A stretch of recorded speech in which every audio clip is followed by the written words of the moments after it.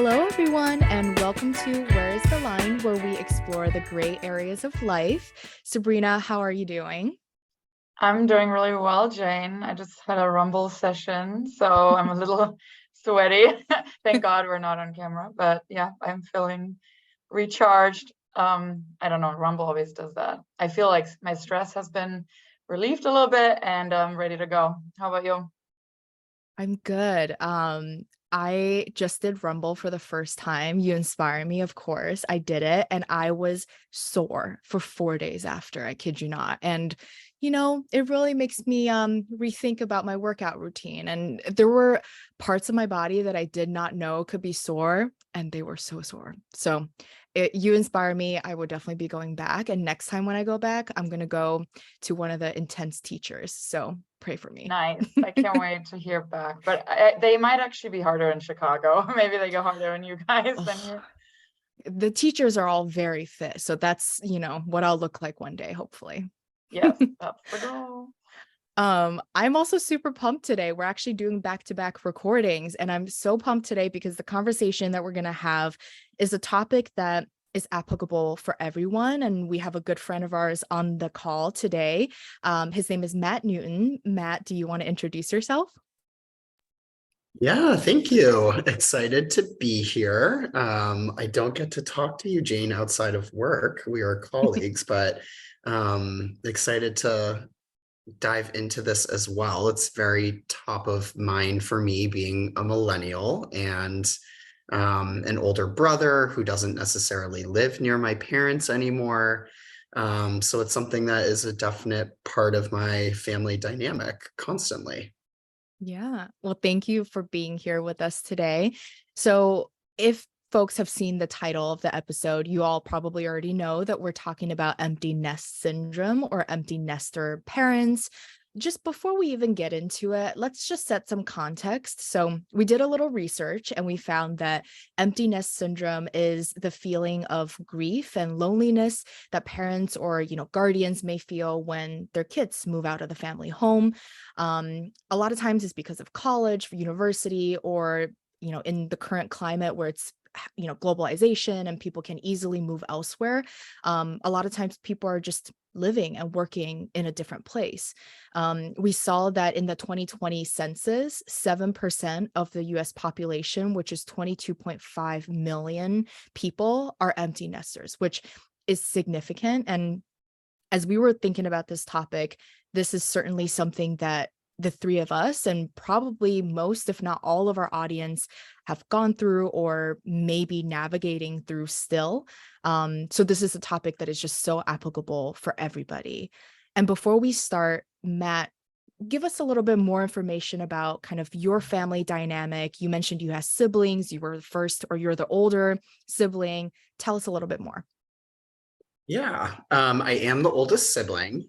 Each of us are very close in age, just about 2 years apart from each other.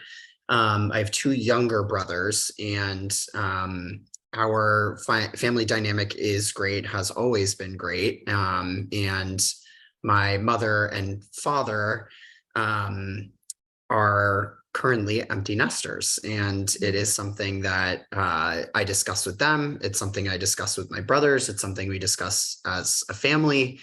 But yeah, I can share a little bit more about like why I think like my perspective is a little bit different from maybe my brothers and how that plays into the dynamic, if that is helpful. I told Jane a little bit about this, but can Yeah, peek under please the covers do. a bit more. Yeah.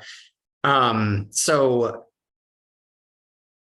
my brothers actually still live close to where my parents live. I'm from a town just outside of Boston, and one of my brothers lives in Providence, Rhode Island, and then one lives about 20 minutes away from where my parents still live in the house that we grew up in. So by proximity, they see my parents all the time. And I live in Brooklyn, New York, which is not too far from where they live, but there is a hurdle in terms of travel, and it's busy in Brooklyn and in New York. So I definitely see my parents a little bit less than my brothers, and as a result, that plays into the dynamics that we have in navigating my parents' feelings of being empty nesters and the reality that they are empty nesters. Yeah. Sabrina, would love to hear your perspective as well, because I think the three of us have very different perspectives coming into this topic. Yeah, for sure. And so obviously I grew up in Germany, and my parents got divorced when I was 16, and I already had to sort of balance spending time with my mom and then spending time with my dad. So I was had to like jump between the two. And every time I feel like I was at one parent, the other parent was already a little bit not annoyed, but yeah, just not so great. And then I left to move to Madrid and some other places in Europe. And that was the first time I think it hit my mom more so than my dad that I might be liking it elsewhere a little bit more than at home in Germany, and that I found my calling in other places in the world. So, and it was interesting, the dynamic between my dad is someone that always said, follow your dreams, child, do whatever you want to do. And I'm supportive of you wherever you are in the world. Whereas my mom struggled a little bit more with that. So she definitely took it very personally, which I know we'll probably get into later on a little bit more in terms of how they handle things. But yeah, so it was interesting to see how my parents against each other like handled this very differently. And you have a sibling as well. Yep, I have a brother who is also gone and lives in Brazil right now. So none of our two children are with her and far away with across different time zones. So yeah, it's difficult, but it's for me, it's been 12 years now since I left, and we navigate through various avenues. But yeah, at the beginning it wasn't easy. Now it's easier. Yeah. I think for me, so I'm an only child, so I don't have siblings to help ease the pain for my parents. They fortunately, both my parents, they live in LA and they enjoy being in LA, and we're lucky enough to still be able to travel and see them frequently. In fact, earlier this year, we just went on an Alaskan cruise together, and it was kind of weird actually going together as family or as adults. But yeah, I'm an only child, and I think that made things a lot more complex and difficult. I think what kind of threw a wrench in the whole thing is I didn't actually grow up with my parents. My parents were traveling a lot for work, and so I grew up primarily with my grandparents. And so maybe in a way that eased their transition into empty nesters, because we had very limited time together as parents and kid. But we can certainly talk more about that. But yeah, I think the three of us have such different experience, but we all have navigated having empty nester parents. So that's always interesting. Yeah, very interesting and very unique cases here. So piggybacking off of some of the statistics you found, Jane, as I was familiarizing myself with this topic, it very much seems that this empty nester syndrome makes us, the children, sort of the culprit of the situation, and the parents being on the receiving end, right? And so I read that 98% of parents that experience this syndrome felt extreme grief, and 17% even showed physical symptoms like panic attacks, sleeplessness, racing heart, depression. So to me, that was really interesting. I did not know how that, like the gravity of the situation. So Matt, I would love to hear more from you. What's been your experience with your parents in navigating becoming empty nesters, and like were they at home, stay at home dad, mom, etc.? Just hearing more from your perspective. Yeah. I feel like with my parents, it kind of snuck up on them in a way.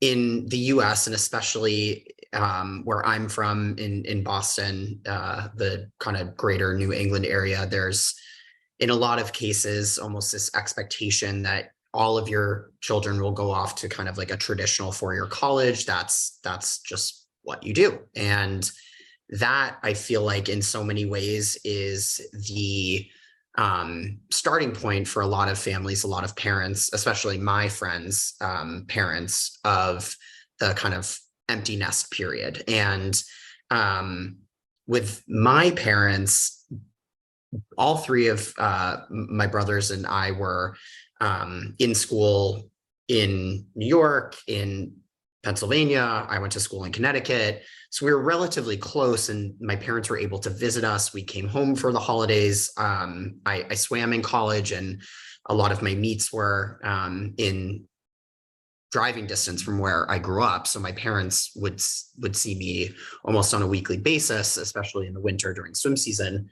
And so I feel like most people, at least again, from where I'm from, it hits them like a ton of bricks once all of their kids graduated college. It's gone. And for my parents, it was much more of like a slow burn into something. And as a result, they never really kind of thought about that. They never sort of prepared themselves for, okay, once all of them are gone and out of college and we don't have this recurring time that we see them, what will we do? Where would we go? What do we want to spend, our time, money, et cetera, on? And as a result, I feel like now, actually, even though I graduated from college almost 10 years ago, is when we're really starting to actually start to address some of this stuff. So it's in some ways very fresh for my family. And the way that we're navigating it is just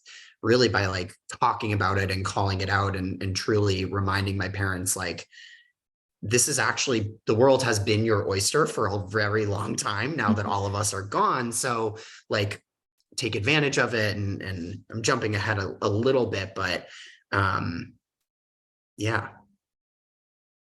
Yeah, no, it sounds like, but I love the way you're speaking. It sounds like you're being very compassionate in helping them through this, which is beautiful. So they can be really lucky, I guess. But so from the parent side, what are some of the things that your parents have done themselves already, if any, to process this? And how are they finding new purposes, new hobbies, or are you guiding them towards that, or how is that going? I think it's a little bit more of the latter. My dad is very much a homebody, and we live and are very lucky to live in a kind of in the woods in Massachusetts. So it's just beautiful and tranquil. And my dad loves spending time at home. So it's hit him a little bit less than it's hit my mom. And my mom, on the other hand, grew up in Boston and grew up in a city type of situation. And so she's ready to get up and get out and all of that again. Given that they don't live in the city and they still live in the suburbs where I'm from, it's taken a little bit of me and my brothers to sort of proactively recommend things that my mom could do outside of just going to lunch with her friends or going to her exercise class or kind of having the routines that she had anyway. And I think that is the biggest, struggle that we've had is sort of just being the ones to proactively recommend what they might want to do with their time, which is such a flip of the switch, right? It's so odd for us to recommend something to our parents as children. But that's really how we've started it. Yeah. Cool. Yeah, because it's interesting how the roles are reversing almost. Yes. So yeah. It's so true. Even from my experience, it took a while. I mean, it's not to say that their identity is no longer parents, but it takes a little bit of time for them to separate the identity that they have as parents versus an employee or as a friend to somebody else or a community member, whatever other identities that they have. I think for me, my mom was a stay-at-home mom for the longest time. And so I think the transition of me going to college away from California was easier for my dad because he was still working. And so the fact that he was busy, I think helped just remove this thing, right, from his mind, whereas my mom is like literally in a empty home now, and she doesn't have to drive me to activities, she doesn't have to take me to volunteering, take me to school, like those things are gone, and all of a sudden there's no more things to do. And I think, yeah, it was kind of a shock for her, because she did have to sacrifice a lot of her social activities and other components of her life to help prioritize me and my school. And so when I was gone, I don't think she necessarily had the foundation or the big network that maybe she needed, or it took time for her to rebuild those. And I think it took a little bit of like permission giving from the kid to be like, hey, you should go do this thing, and you should go explore or pick this other thing up. And it took my mom like almost 10 years, Matt, to your point, like it took a very long time. And my mom started working again on like a part-time job, and she's loving it. She's finding purpose, and she's, she's busy, and she cannot call at this time, just like silly little things, but you can Yeah. tell that she's finding purpose. Sabrina, do you have any experiences like that?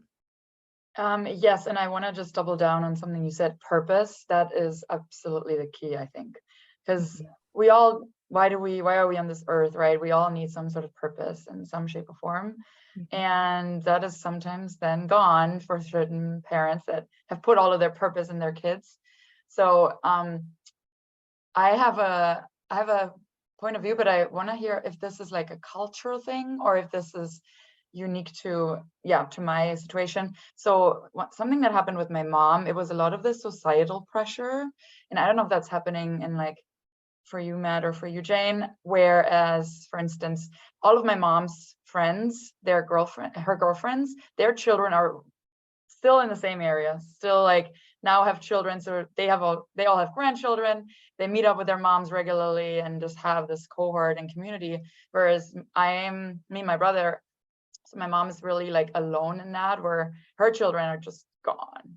And so she feels like that pressure, and she gets a lot of questions. Oh, are they ever going to come back? And what's happening? And I think sometimes it's more so pleasing the society versus actually wanting what's best for us. So, and I've had a lot of conversations with her and lots of sort of therapy from my side, like how do I deal with my mom who thinks this is some plot against her. But yeah, I don't know if that's unique, or if you guys are experiencing that from your parents too. Certainly. Yeah. You're not alone, I would say, in that. Yeah. I'll share first, and Matt, I want to hear from you too. My parents, every single call I have with them, and I call them a lot because I have to like kind of help fill this void, right, that they have. I call them a lot, and they are always trying to find a reason for me to move back to California. It's a different reason every single time. Once I got a dog, they're like, well, the dog needs to be with their grandparents, the AKA them. And, I'm at an age now where I'm thinking about starting a family. And my mom's like, let me move to Chicago. Or you can, like they clearly still wants to be close. It doesn't really matter where it is. It's more about being really close. So yeah, I don't, and you mentioned even cultural differences. So as an Asian American, we are still very much like believers of collectivism, and it's still very community based family style. And the fact that I left California and everybody else's kids went to one of the UC schools or Cal State schools, local schools, is like insane. People call my mom brave for letting me go to a different place. So it is certainly a ongoing battle. Matt, what about you? From my perspective, and again, where I came from, the idea of like purpose of parenting is very much like a clean cut, uniform thing for people. It is raise children in a, good home in a nice suburb, make sure they go to a good, expensive school for college, and then get a good job. And that is sort of the expectation. So the purpose piece definitely resonated with like me, and my ears perked up, because now again, I'm hoping to help my parents understand that, their purpose can still be that they are parents first. And if that is what they would love to do, then absolutely, I am like honored to have them continue to put me first, but at the same time, I don't need them as much. So there is still openness for them to have more than just one purpose, especially given that they fulfilled and checked all of the boxes that they needed to from that kind of like silly traditional purpose that again is very core to where I grew up. I think on the cultural side of things,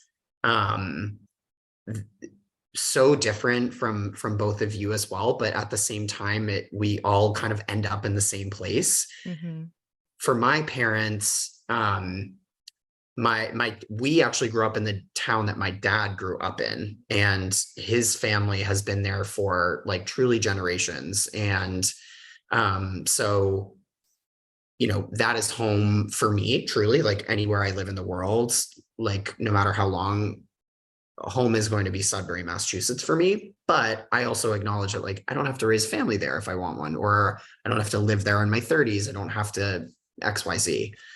So that's like a little bit of a like personal cultural hurdle that my dad is definitely like coming to terms with. And then on my mom's side, like I said, she grew up in Boston. She's Boston Irish Catholic, grew up in Southie, and that culture is also very community-based, Jane, as well. So it's kind of expectation that everybody lives in the neighborhood. It's like so focused on everybody going to every single baptism, funeral, graduation, all of those things, which my parents are doing from a lot of my mom's connections from earlier in life. And my brothers and my sister-in-law go to some of those, but I'm absent from them because I'm not super close. And so that also is a topic that gets brought up, like, oh, we were at XYZ's christening today, would have loved to have seen you, type of situation. Let's talk a little bit more about that, right? Like we are now adults, and of course we're all lucky enough to still have relationship with our parents. When you go home, or when you're having these conversations, or in situations where you're interacting with your parents, how has your relationship changed? How are you navigating those relationships, right? Like how does visiting parents look like? Who's the boss? Like, do they still, like make decisions for you when you are home? And yeah, how does that look like? It is definitely evolving, like, I mean, anything in a relationship, but I actually feel like we're in a really great place with that now, because it really goes one of two ways. One, they're coming down to visit me, which they are actually doing on a more frequent and proactive basis, which is amazing. And then I get to go to restaurants that I haven't tried before and experience with that with them. Everything is new and novel, so it's like exciting whenever they come. So that side of it is really great. And then when I go home, my parents are actually really open to like me sharing how I'm feeling, what I need. They understand that, like, again, Sudbury is not Brooklyn. Like, and as a result, for me to be comfortable, enjoy being home, all of that, it means that they kind of maybe need to get out of the house and or step outside of their shell a little bit. So we'll do similar things. Like my mom or my dad will be like, oh, this new restaurant opened a few towns over, let's go to that. And it's like really, really good progress being made there. But yeah, what about you? Very similar. It's evolving. And I think it will continue to evolve. I don't want to say I'm at the perfect balance, but I do think my parents are recognizing, and I don't know at what point they officially accepted this, that like I am my own individual. Yeah. I now have a partner, and we are like our own household now. And I think that was kind of a shift that was difficult for them. The fact that we even lived together, like before we got married, we lived together, and it's just things like that that are changing in my life that has an emotional response from my parents. I think that always takes time for them to navigate. I will say, like, credit where credit's due. My parents have been so understanding that LA is probably not the right place for me as much as we all want to live together. They understand why Chicago makes the most sense for me and my partner right now, right? Like, as much as they sometimes guilt trip me, they recognize the reality. Mhm. And I think where we've started to get to, and I'm really liking where we're working towards, is they are now more open to coming to me and my home for holidays. And that has been such a big shift because it was always me going home, right, to them. And now because I think they recognize that my home is now my home because this is my family, they are open to coming here for the holiday. Or even just the fact that, like, we went on a trip together, all as adults, not me as their kid. it, for us to go on a trip together was like a big kind of significant moment in our relationship, as cheesy as that is. Um, because we kind of got to a point where we recognize, like, yeah, we can spend time together and enjoy family time outside of Los Angeles. And I don't think we were like that even recently, like in recent years. I don't think we were at that point. But yeah, it took us a little bit. It's so cool to see this evolution in like both of your journeys, and like as I'm listening, I'm like, wow, so much of that actually applies in my situation too. So it's crazy how actually similar these experiences are. But yeah, my mom also has come a long way now, and Matt, to what you said, like when they now visit you, try new restaurants, like the quality of the time together now is much better than before. So I just really, really value that when my mom, I mean, makes the trip. It's obviously a very long trip to come here to the States, but when we do spend time together, it's just so much more meaningful, and we are so much more present with each other, and which is awesome. And I recently went to France with her and my stepdad, and again, like this was something that I probably would have never done had I just lived with them in Germany. But now that we don't see each other as much, just spending that trip time. So Jane, to your point, I also wouldn't have really done that. And just, I think for the parents, they come a long way also in terms of just accepting that we are our own people now. And what helped me too was when thanks to therapy once again, but understanding that my mom is only a product of her parents, and just seeing that relationship. So it really helped me understand her better. And there were so many things that she wasn't allowed to do that she was kind of projecting on me. And it was just like, why can't you have this path that I wanted for myself? And for me to just move away and do my own thing, that was just first not understand, and like she couldn't fathom that. But now accepting that, yeah, I just have different goals in life. So it's come a long way, but it's definitely, I give her also a lot of kudos. So I think that is so true because as you're even saying that, Sabrina, I'm like thinking about my parents. And so my parents, for context, they left Beijing to move to the United States. And one of my mom's biggest concerns, or maybe even regret, like I don't know if it's that intense, but a big part of where my mom has a lot of her worries is how is she going to take care of her parents. And so to your point about like, it's a result of like their experience, and they're projecting a lot of times onto us and want us to do XYZ. It's happening to me where my parents are asking me to move home because I'm an only child. And, as they get older, like they are, of course, thinking about how they will retire and eventually like grow old. And not having a kid close by is probably super scary, And so I think it's, things that probably happen in their life or areas where they wish they did more or did differently. To some degree, they want us to be able to achieve that. And I think this kind of naturally takes us to the next question. It is really important to set boundaries with your parents, right? Because we are all adults and we now live our life. Matt, what's been your experience navigating that? Yes.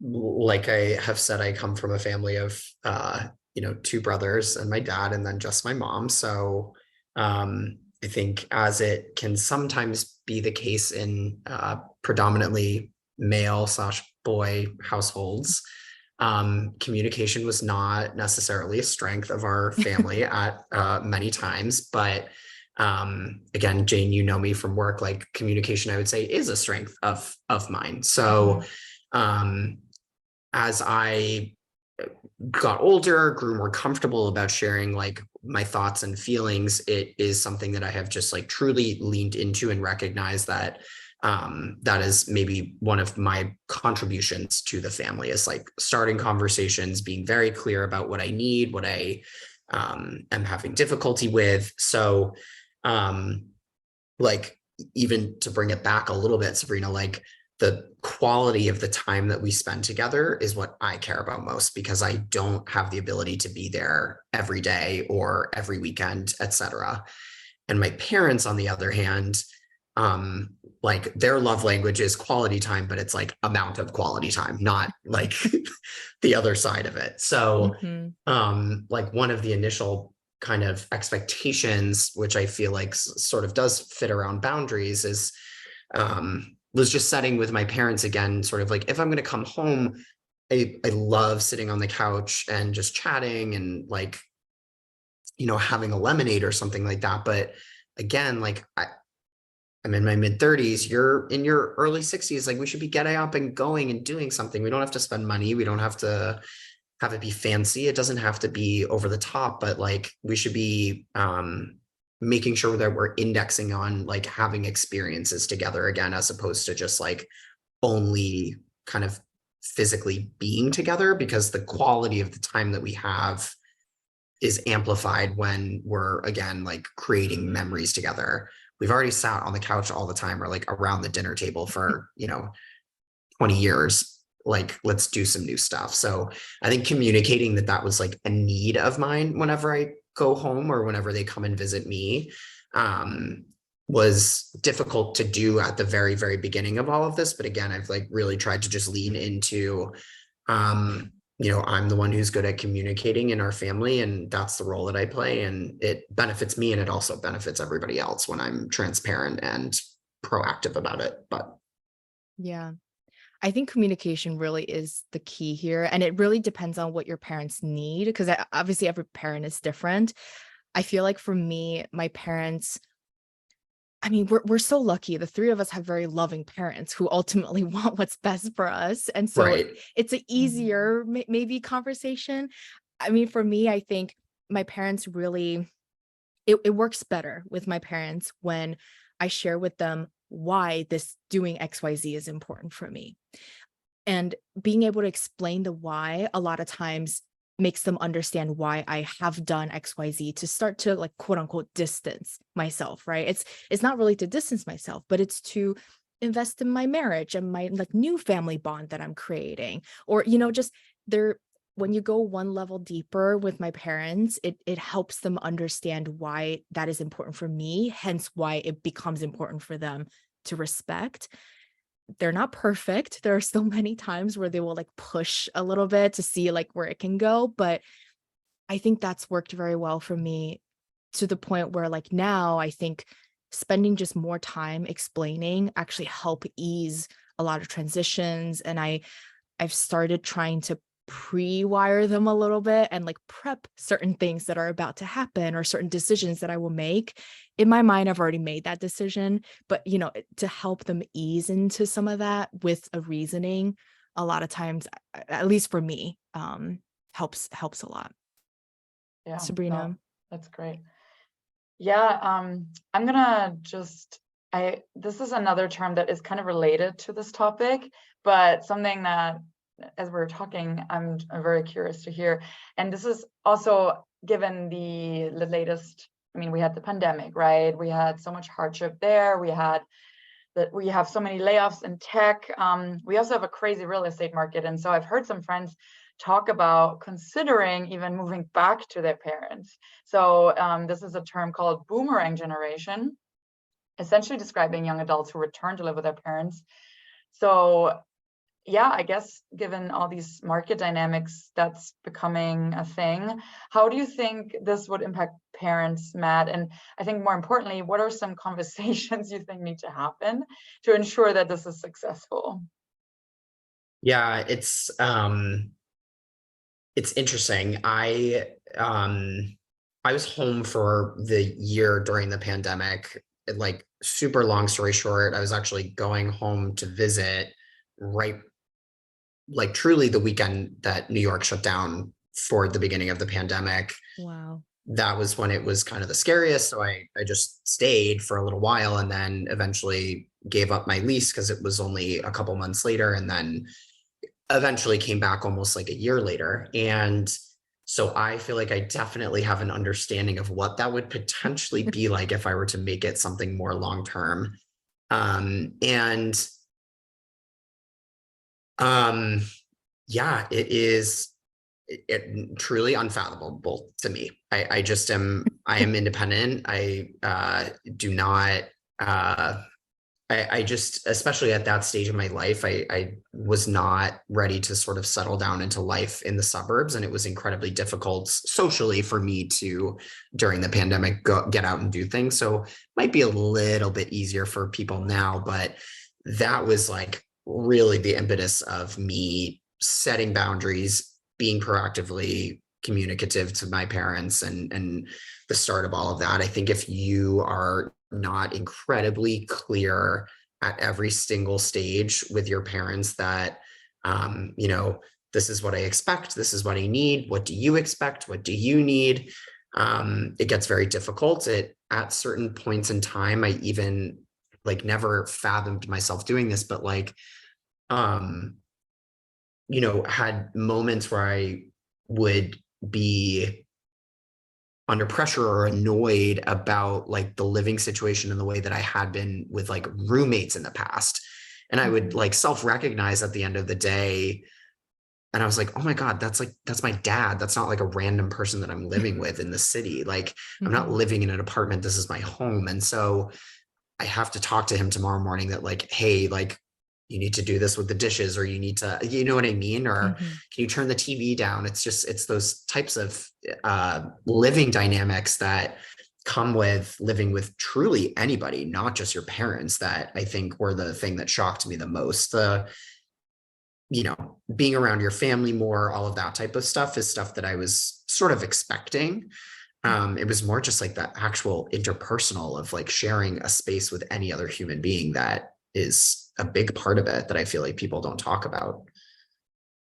I had a similar experience. I did not fully move back, but during the pandemic, I did actually make a couple road trips with my husband, and we brought our dog. So like everybody went home. And I remember, so my parents don't work, like currently don't work in a corporate environment, and I was still working. So I had meetings, I had things going on.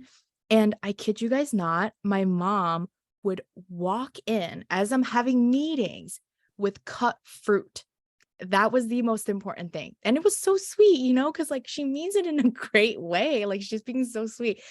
But she just like needed to give me that cut fruit, that moment. And I was like, Mom, this is not okay. I'm having a work meeting.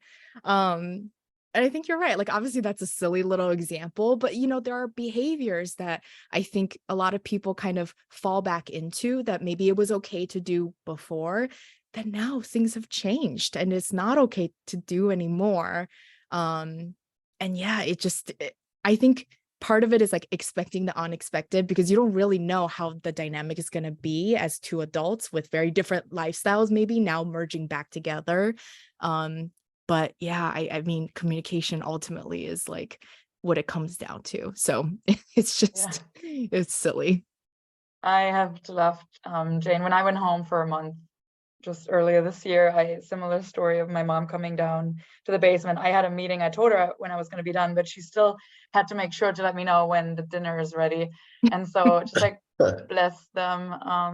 But I also think, yeah, absolutely communication, but also understanding something that what do they value the most? And they value the most to sit around the dinner table at the same time. And for Mm. me, living alone, of course, I'm so used to just eating whenever I want, but this is something that's really important to them. So I was kind of like, okay, Sabrina, like let's take a step back. You can at least do that for them, and then you can set your own preferences and other things. But the dinner and the lunches, like the meals, are so important to them. So I was sort of like meeting them in the middle there. But yeah, it's definitely ongoing. Okay, so as we look ahead, Matt, like, or things as people can prepare. So for people that are planning to move out, or so whether they headed to college, I think have some Gen Zers here on the younger end that are listening that might be heading to college or just moving out in general, moving away from their hometown. And we also have a few parents who might be listening. What would you recommend to both sides and to have in advance of having these conversations before they take action? Yeah, I think I don't mean to sound like a broken record, but I definitely think that if you struggle at any point in time communicating with your parents or with your children or with any other member of your family, that is something to get very much ahead of and start working on. For me, and Sabrina, you've mentioned this, like, I think therapy is incredibly helpful, whether it be true formalized therapy in any way, shape, or form, or even if you're just able to identify kind of like an objective friend to kind of bounce ideas off of. The thing that was really different for me is and we kind of have been tiptoeing around this, like, we're very lucky to have loving parents, and obviously life has been difficult at different points in time, and our dynamics have been difficult at different points in time. But I have been in therapy for like almost 8 years now, and I honestly, pre-pandemic, like, never talked about my family at all, because I was like, oh, those issues that I have with my parents are like superficial. Like, I have loving parents and a stable household and all of that. And it not taking that opportunity and kind of having that regular practice of just examining even the things that are going quote unquote okay in comparison to some other things that I was maybe going through, like putting that on the back burner, I think was a mistake. I wish that I had brought it up more regularly. I wish that I had not just brushed away questions of like, oh, how's your family? Because things are good, but it is good to talk about those little tiny things, because it helps you prepare for bigger stuff. Again, like, we got thrust into maybe living with our parents during the pandemic, or you might get thrust into living with your parents because of a layoff or because of the changes in the economy, all of that stuff. So I think just being proactive and recognizing that, family dynamics are difficult even when they're really good. And the more you can kind of prepare yourself for the inevitable, which is like clashing with your parents or not seeing eye to eye, that's the only recommendation that I would ever make, I guess. Jen, I want to hear from you too, but I just want to underline, like, I love how you stress that. And I think we need to stress it for our listeners. And understandably, not everyone can afford therapy, right? We're really privileged. However, even like you said, talking to a friend or someone who's more objective. I also, as soon as I didn't touch the family thing at first in therapy. And then when I did, I realized, wow, there's so much going on actually. And even though, to your point, it may be nice and friendly on the surface, but it only helps, right? And it helps you look at things a little bit differently and just become more understanding and become more compassionate and empathetic to their situations. Because at the end of the day, eventually we'll run into some sort of issue down the line, right? So I think it's just so critical. So for anyone that's, maybe thinking about or hasn't really delved into this, talking about family, because it may seem, oh, everything's fine, why would I even talk about that? Give it a try, because you may be surprised where you're gonna learn. Jane. Yeah. I am actually just starting that whole like journey with my therapist. We literally, in this last conversation that we had, started talking about some family issues, not issues, but just family conversation. And I think the thing that I'm still working on, and maybe other kids or people who are going to be going through this can also think through, is like lead with empathy. I know it's so cheesy, but I think a lot of times I catch myself thinking of them as like parent figures, but not people, like not individuals. I don't know why I do that, but a lot of times I would say things that I wouldn't say to friends or other people, but I would say that to my parents. And it's not always the nicest thing, right? In these difficult conversation. And it like impacts them. It like emotionally, it hurts them sometimes. And I think in this particular situation, moving out is difficult for them. As much as it's like a great thing for us and maybe even difficult conversations sometimes for us, it's like really difficult for them. And I was kind of thinking, I was like, well, what kind of tactics would people do? And I sometimes do this. I don't know if this applies to every parent, but sometimes I'll kind of like negotiate, right? Like not like in a business sense, but like for example, if my parents say, I we would love to have you for this holiday. I'm not able to do this holiday. How about I come back 2 days later, right? And like a lot of people kind of have to navigate that when they start to have serious partners. Maybe you're going to other people's family, holiday gatherings, and you kind of have to pick and choose. You can't be at multiple places at once. And so that was really difficult when I first started like seriously dating my like husband now. And we had to choose how we want to spend our holidays. And it was tough having that conversation with my parents.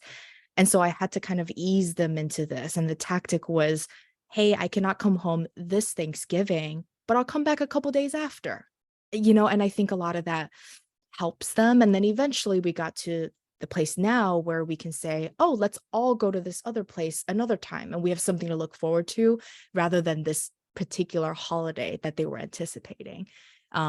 But yeah, it took time, and it took a lot of that negotiation and giving them something to help get them through. So yeah, it takes time, it takes communication, it takes expectation setting.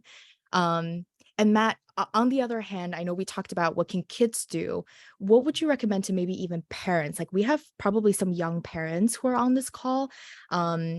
What would you recommend for them? Like how can they continue having purpose, or what would you wish other parents would have done to help ease this type of transition that will ultimately happen? Yeah, I think the idea of purpose is still what I like continue to circle back on, right? You can make recommendations about like make sure you see your friends and keep strong relationships and do all of that stuff, but if you're not replacing kind of purpose, or you're not having dual purpose in your life that's fulfilling for both you and for, again, this major decision you've made to, be the parent to another human being and raise them well, like that gap is virtually impossible to fill. So I feel like almost equally as important, and your kids will thank you later for doing it, make sure that you have like a passion or a purpose that is outside of just the rearing of a child. I think it rounds you out as a person in general, and it also, again, gets ahead of a lot of these issues. Yeah. Well, thank you so much. This was a lot of fun. And it's just so fascinating hearing that, as we were coming into this conversation, we thought that because the three of us had very different background, upbringing, family dynamic, that we would have very different stories. And maybe fortunately or unfortunately, we all have the same story. It's like the same experience, no matter what dynamic you're having with your family. So thank you so much, Matt. We appreciate you being here with us. The last kind of little section here, is there any projects you're working on, anything you want to plug, social media? Here's your time. Nothing other than to say thank you, thank you, thank you. And I had a lot of fun doing this, and it felt almost like cathartic in doing it. And agreed, I am very surprised by how much we experience kind of together in these separate families and through these separate upbringings. I know people will not be able to see this, but my neck is like sore from nodding my head so much as both of you were speaking. We have a lot of commonalities, and I'm sure a lot of other people do too. Well, thank you so much. And for our audience listening, we would love to hear your experience with your empty nester parents. If that's something you're navigating through, if you have tactics and things you want to share with the rest of the folks listening, we want to hear from you. Reach out to us at whereisthelinepod@gmail.com. And remember, you can subscribe everywhere you listen. We are on Apple, Spotify, and Google Podcast. Thank you so much.